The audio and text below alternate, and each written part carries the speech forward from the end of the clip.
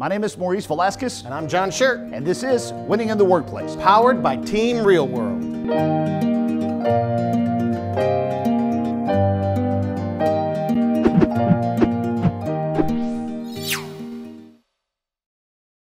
Today's session is going to be about how to generate great ideas. Now, we all know the scenario. We all know the things that we face in the workplace, and this is the most common one. You have an idea, you have an opinion about something, and of course you want to share it with somebody else. You want to pitch it to somebody who may have something else to contribute to, and their response is usually something like this, okay?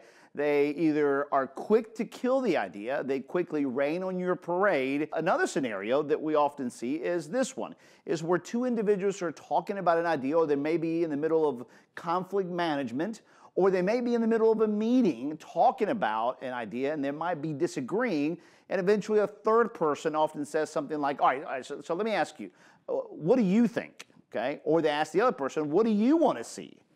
And you usually get this response. I don't know. Okay, so what are we arguing about? Well, I just don't want to do this, and I don't want to do that, but yet the conversation goes nowhere. What do we mean by an idea? By an idea, we're talking about a solution about a problem. An idea could also be an opinion that may help things become better, all right? It also can be just information that could impact the business. It could also be an issue or a problem. By and large, generally speaking, an idea is simply something that one person wants another person to consider. Everybody knows that their ideas aren't always going to be accepted. And everybody knows that my idea may just not be the one that we need to implement. But everybody wants their idea to be considered. Whenever we pitch ideas to each other, there's two parties involved. And normally in professional skills and professional training, we focus on the fact that the receiver, this person here, needs to learn how to listen. This is usually the manager. The manager is usually the one that's not listening. Today, we're going to focus on helping the individual over here that has the idea to learn how to present an idea. All right, so remember, there's got to be a pitcher and a catcher, and both have to play the game. The person listening and accepting can't help the team if the team doesn't know how to present. And the person presenting isn't really helping if they haven't practiced on how to present properly, all right? So they both have to work well together. There's the what is it that you want to see happen, and then there's the how you're presenting it, all right? Most of the time, we are horrible at killing our own ideas because we're really bad at how we present. However, as important as that may be, today we're not going to cover how to present. That comes afterwards. The most important thing in selling your ideas is not per se how you present it, but what is it that you want to do? In other words, do you have those thoughts clear in your mind of what you want to see happen, so then you can practice how to present. Most people kill their ideas because they're afraid of how to present. So let's separate the two from now on. Whenever you have an idea, begin to separate the what is it you want to see happen to how it is you're going to present it. There's a form that's available in our Winning in the Workplace, and you'll download the form that has the 10 questions we're about to cover on how to generate ideas. Keep everything very short.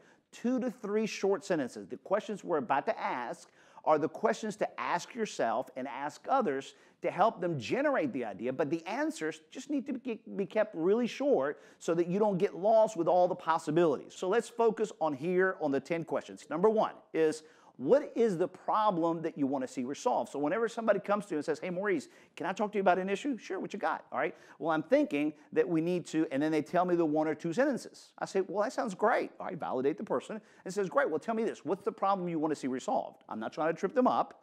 I'm basically gathering more information. What's the problem you want to see resolved? Listen to them, okay? Then the second question you want to ask is this, is what is it that you want to see happen, okay?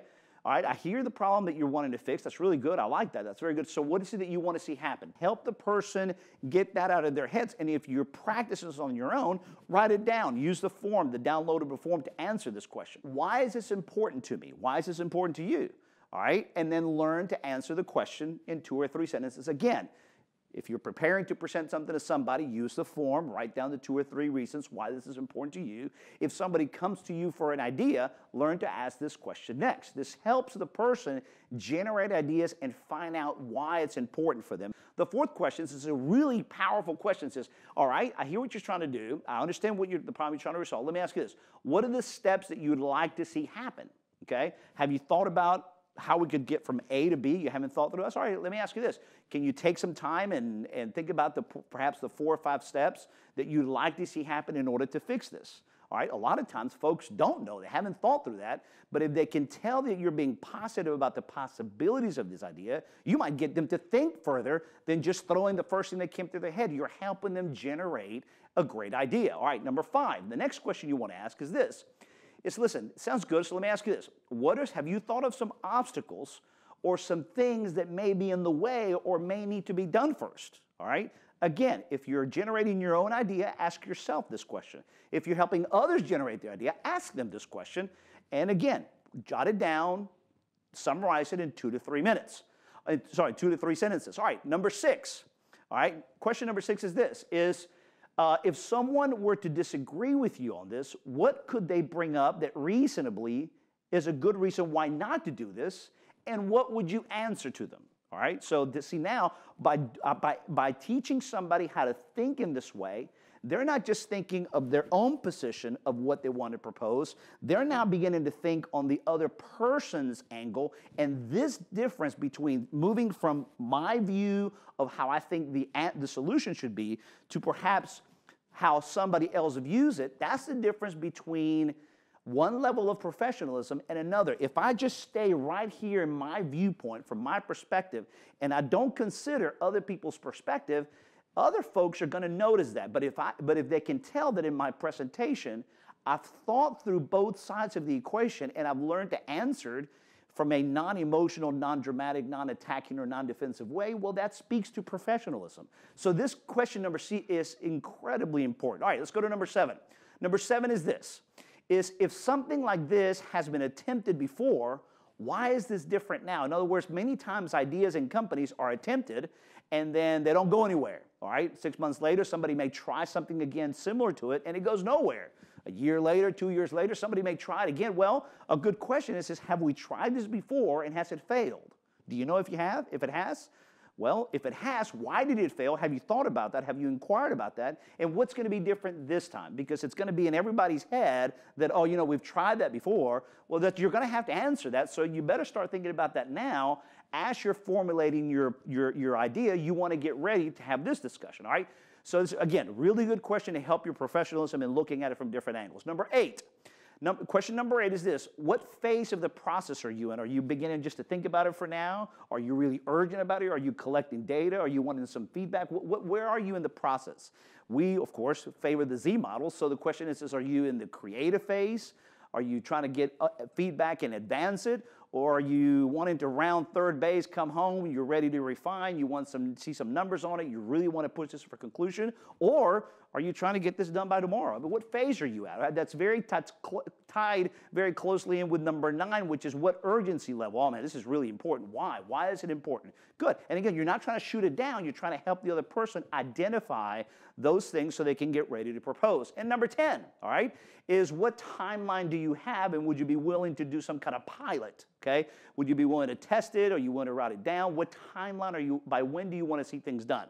All right, these 10 questions, I've used them, we've used them in our consulting firm, we use them in our training, we teach all of our clients to use them, and most importantly, we train our managers in companies that we go to on how to train their people on how to think along these lines. And again, managers, watch how powerful and influential your staff becomes when they begin to approach you with ideas that have been thought through with these questions. The benefits of learning this at all levels of the organization is that everyone who learns how to do this becomes more professional. They will also become more influential. Again, apply this to your staff. Imagine how influential they can become.